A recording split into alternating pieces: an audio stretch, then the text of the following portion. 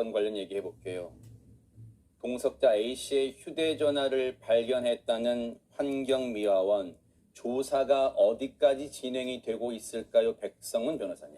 일단 친구 A군의 휴대전화가 이 사건을 해결해줄 아주 중요한 열쇠다. 그래서 굉장히 수색을 많이 했었죠. 그런 과정에서 지난 30일 오전 한 11시 반경에 환경미화원을 통해서 이 A군의 휴대전화가 경찰에 전달이 됐는데요. 지금 환경미화원 60대 남성이고요. 이분이 한강안내센터에 휴대전화를 습득해서 제출하고 이게 경찰에 전달이 된 겁니다. 많은 언론에서 언제 주었는지 또 어떻게 이제 습득해서 뭐 어떤 방식으로 이걸 경찰에 전달했는지 관련한 자세한 내용들이 나오지 않았었는데, 그래서 일단 기사상으로 이 환경미화원에 대한 최면 조사를 뭐 진행을 한다 이런 내용까지 나왔었는데, 그랬었죠. 그 과정에서 이제 유의미한 결과가 나오진 않았다 이런 발표가 있었는데요. 그렇죠. 이 환경미화원 분이 이제 언론에 이제 밝힌 바로는 경찰이 거짓말 탐지기 조사를 제안했다고 합니다. 근데 본인이 이에 대해서 거부를 했다라는 얘기를 하시네요.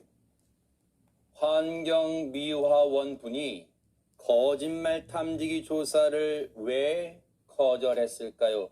직접 한번 들어보시고 이어가 보도록 하겠습니다. 네. 경찰에서 선생님한테 거짓말 탐지기 하자 그랬다니까 그걸 거절했다는 기사가 나왔는데 그건 사실인가요? 아주 사실이에요. 그걸 주신 걸 후회를 했는데 첫날 조사를 저기 11시부터 일요일 날이요.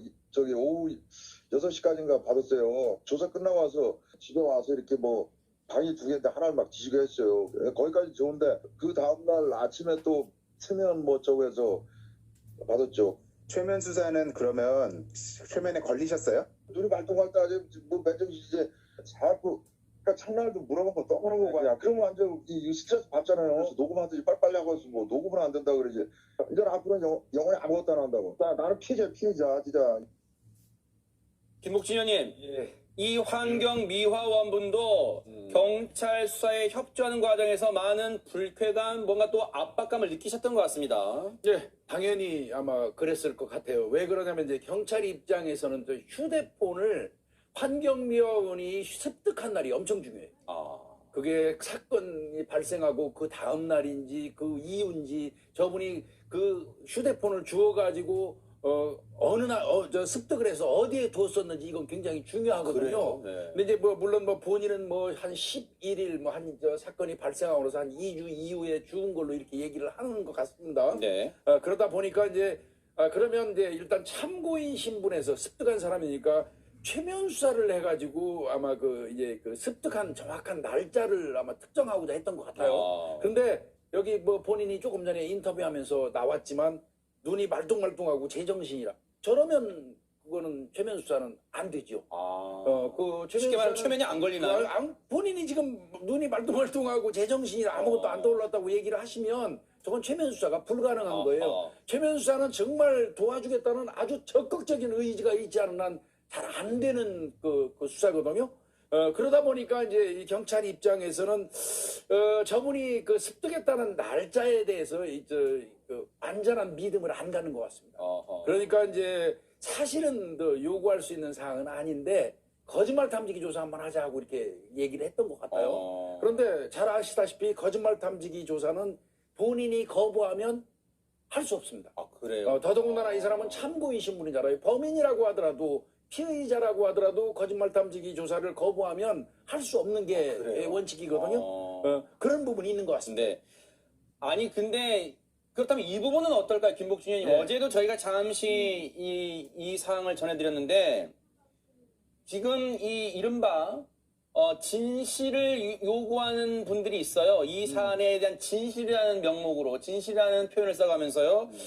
A군, 동석자 A군한테도 거짓말 탐지기를 조사를 해라라고 경찰에게 압박을 가하고 있는데 이 부분이 이루어졌는지는 확인할 수 있습니까? 혹시 거짓말 탐지기 조사가? 아니요, 안 한 걸로 알고 있습니다. 아하. 근데 이제 이건 이유가 뭐냐면 이 A군의 신분 때문에 그렇습니다. A군의 신분을 피의자로 특정했다면 거짓말 탐지기 조사를 물론 본인이 거부하면 못하겠지만 거짓말 탐지 조사를 하자고 요구했을 거예요. 근데 그 전 단계가 있었죠.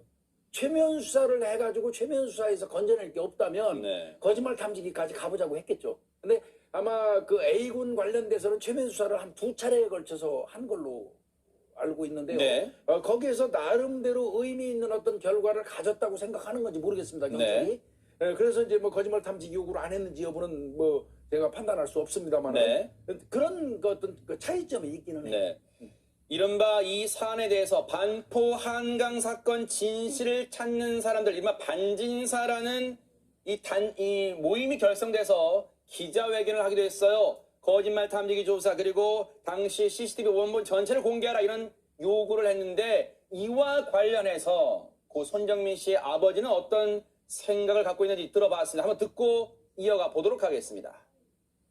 저기 A군한테는 그러면은 그 거짓말 탐지기 제안을 경찰이 했을까요? 그거를 제발 좀 물어봐 주세요. 그러니까 그 경찰하고 그쪽이랑 둘 다 말을 맞춰서 얘기하는 게 경찰 수사에 모두 다 협조했다고 얘기를 했거든요. 그런데 거짓말 탐지기를 했다는 말은 안 나오니까 우리는 처음부터 요청을 했었거든요. 근데 아무도 얘기를 안 해줘요. 했는데 거부했다, 하지 않았다, 요청도 안 했다 이런 얘기가 없으니까 이상하네요. 이 부분은 고 손정민 씨의 아버지도 답답해하는 부분인 걸 지금 들으셨어요. 그렇다면 다시 이 환경미화원 얘기로 돌아와서요. 환경미화원분은요. 그 휴대전화를 준 날짜와 시간을 정확히 기억하지 못하고 있습니다. 이에 대해서도 혹시 이유가 있을까요? 들어보시고 이어가 보도록 하겠습니다. 5월 11일 날 보셨다고요? 그게 사실은 100% 정확치 않아요. 처음에는 10일에서 15일 사이 했다가 네. 왜냐면 벌써 2주 전 아닙니까? 그럼 9시 반에 주우셨다고요? 모든 게 다 100% 정확치는 않아요. 그냥 추정. 왜냐면 일을 시작하는 데가 우리가 거기 휴게소 7시 반 정도 일 나가면 거기 가면 한 9시에서 9시 반 정도 되거든요. 아, 이 얘기를 들으시는 시청자분들은 아니 저걸 기억하지 못한다고 라고 갸우뚱하실 수도 있을 것 같아요. 손정혜 변호사님 그래서 경찰이 백방으로 뭐 최면 수사도 하고 그런 시도를 해봤던 걸까요? 뭐라도 단서를 찾기 위해서 체면 수사 기법까지 동원했으나 유의미한 내용이 없었다는 것이고요. 조사 불능, 검사 불능으로 떴고 그 이유는 정확한 결과를 받아봐야 한다라고 이제 밝히고 있는데 평상시에 한강공원을 관리할 때 환경미화원들이 업무 매뉴얼이 있을 텐데 이런 습득물을 습득하면 어떻게 해야 되는지에 대한 규정이 어떻게 되어 있는지 확인할 필요가 있어 보입니다. 특히 이제 잃어버린 물건을 우리가 보통 점유이탈물 횡령이라고 해서 바로 즉시 습득하고 나서 신고하지 않으면 문제가 될 소지들도 있는데 워낙에 한강공원에는 분실물이 많아서 그냥 일상적으로 주웠다가 개인적인 사정으로 잊으신 건지 어떤 연유가 있는지 좀 확인해 봐야 될 것 같습니다. 또 많은 분들이 궁금해하는 대목이요. 이 고 손정민 씨가 실종된 이후 거의 보름 만에 휴대전화가 발견됐어요. 사실 환경미화원분의 작업 특성상 모르긴 몰라도 거의 매일 정해진 코스, 정해진 이 방식대로 이 작업을 할 텐데 왜 보름 만에 발견됐을까요? 이 부분도 얘기를 들어볼 수 있었는데요. 듣고 이어가 보도록 하겠습니다. 손정민 씨가 술 먹은 게 4월 25일인데 5월 11일 날 발견했다고 치셨을 때 보름 동안은 그럼 거기를 청소 안 하셨던 거예요? 그러니까 그걸 오해하지 마시라고. 청소는 매일 해요. 거의 매일 하고요. 네. 거기 왔다 갔다가 시민들이 많이 다니잖아요. 그걸 누가 주웠겠죠. 주워서 갖고 있다가 그 내가 버리기 전날 밤에 술 한 잔 먹고 버린 걸로 추정이 돼요. 아, 그러니까, 다른 사람이 주웠다가 그렇죠. 그 사람이 버린 걸로 생각하신다고요? 그 옆에 소주병, 페트병이 있다고 했잖아요. 그 소주병, 페트병이 그 손정민이랑 친구가 먹은 게 아니라 그걸 주웠던 다른 사람이 먹은 거네요? 그렇죠. 그렇게 추정할 수가 있죠. 그러면 자기가 맨 처음에 주운 게 네. 아니란 얘기죠. 그거는 어느 정도 타당성이 있다고 보고요.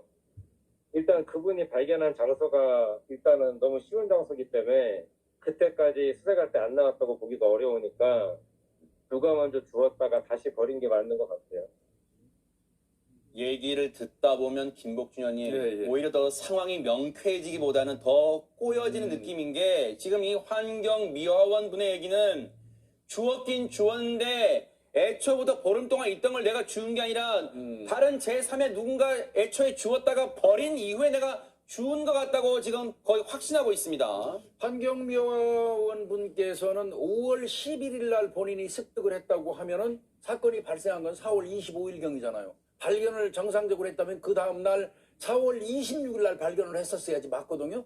근데 4월 26일 날 발견한 게 아니고 본인은 5월 11일 날 발견을 했다면 약 2주간의 텀이 있잖아요. 그러네요. 그러니까 저 황정면 분께서 말씀하시는 건 그거죠. 누군가가 그러면 그렇게 경찰이 수색하고 다닐 때 네. 주워서 가지고 있다가 5월 11일 날 버린 것을 내가 습득한 거 아니냐 이제 이렇게 말씀을 하시는 거예요. 네. 그래서 이제 경찰이 하는 게 지문 감식이었던 거예요. 보세요. 지문 만진 사람이라면 지문이 나오겠죠. 네. 그런데 지문 전체가 싹 다 안 나온다고 그러면 그건 일부러 지운 흔적이겠죠. 아하. 일부러 지운 흔적이죠. 그러면 제가 판단할 때는 누군가 어떤 목적에서인지 그걸 주워가지고 가지고 있다가 싹 지운 다음에 도로 거기다 갖다 놨을 수도 있겠어요. 그래서 지문이 이제 이제 감식하는 게 굉장히 중요한 것 같고요. 네. 그 다음에 이제 궁극적으로 그러면 그 휴대폰을 주워가지고 어떤 의도가 있어서 한참 동안 가지고 있다가 11일 날 갖다 버렸다면 휴대폰을 만져야지 맞겠죠.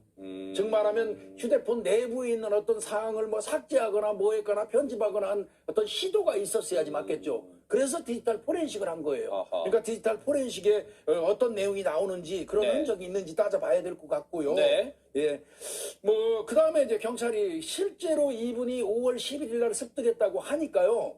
그 당시에 그 휴대폰을 발견했다는 장소 정도를 비추는 CCTV 같은 거, 이런 거를 이제 정밀 분석을 이제 하는 게 맞겠죠. 자, 그 휴대전화를 주웠다는 곳 장소가 보세요.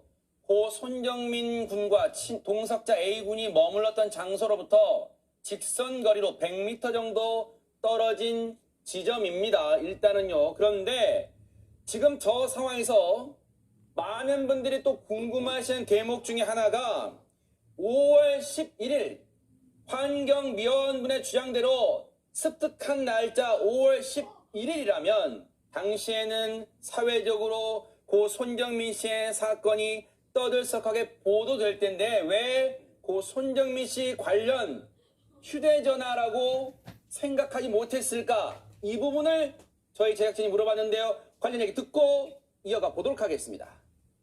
그 11일쯤에 발견하셨을 때 네. 그때 막 손정민 뉴스가 막 많이 나오고 있었잖아요. 야야야. 이거 주우면서 이게 혹시 그 폰이 아닌가 이 생각은 혹시 안 하셨어요? 전혀 생각 안 했죠. 바로 누가 주워가 버려요. 날짜가 엄청 많이 지났으니까 그 폰을 그때 주웠다가 이제 그러니까 시계에서 그냥 막바로 신고하고 어쩌고 했어야 되는데 그냥 아무 생각 없이 오른쪽 팔이 안 좋아서 저길 갔어요 병가. 그래갖고 거기 이제 신음들하고 이 휴대폰 이거 저기 한 걸 까마귀 잊어보고 있다가 지금 하나 가지고 한두 번 주웠다고 그 얘기가 들리더라고요. 그래서 나도 이렇게 누워있다 그때바로 제출했고 그때 이제 주인차례 준하는 용도로 한 거지. 참고로 말씀드리면 저희가 궁금한 걸 시청자분들 대신해서 질문은 했습니다만 무턱대고 이 환경미화원에 대해서 의구심을 가져서는 안 될 것 같다는 생각은 일단 해봅니다. 그런데 지금 휴대전화, 동석자 A씨의 휴대전화에서도 유의미한 내용은 나오지 않은 걸로 지금 전해지고 있어요. 그렇다면 지금 사라진 고 손정민 씨의 신발을 찾는데 경찰이 주력하고 있다면서요? 경찰 입장에서는 이제 휴대폰까지 찾아서 디지털 포렌식이라든지 여러 가지 이제 그 어떤 수사를 하고 있잖아요. 마지막 하나 남은 퍼즐이 있죠. 신발입니다. 이제 그게 왜 그러냐면 그 손정민 군이 발견됐을 때 양말에 묻어 있는 토양 성분을 이제 그 국과수에 의뢰해가지고 분석을 했지 않습니까? 그게 이제 뚝에서부터 약 10m 정도 된 그 뻘 속에 묻어 있는 흙과 유사하다고 지금 국과수에서 회신이 왔어요. 네. 그런데 신발을 신고 들어갈 사람이 있겠느냐? 이건 좀 뭔가 문제가 있는 거 아니냐? 이런 이제 의혹들이 있으니까. 경찰 입장에서는 거기가 펄이라는 거예요. 펄. 네. 펄 형태니까 운동화를 만약에 신고 들어갔다면 펄에 이 발이 빠져가지고 운동화가 벗겨졌을 가능성이 있지 않느냐. 아하. 뭐 이제 이렇게도 추정을 해보는 것 같습니다. 네. 그래서 이제 운동화를 찾는데 그 주력을 하는 것 같은데요. 거기는 유속이 그렇게 빠르지 않답니다. 그래서 많이 떠내려갔을 가능성은 없다고 하고요. 실제로 진짜 어떤 펄에 이게 그 신발이 박혀 있거나 이렇다고 하면은 어떤 그 추론에 힘이 실리겠죠. 네. 제발 뭔가 속 시원하게, 왜냐하면 이 사안 때문에 너무 극명하게 갈리고 있어요. 제발 속 시원한 증거, 속 시원한 수사가 나오기를 좀 기대해 보도록 하겠습니다.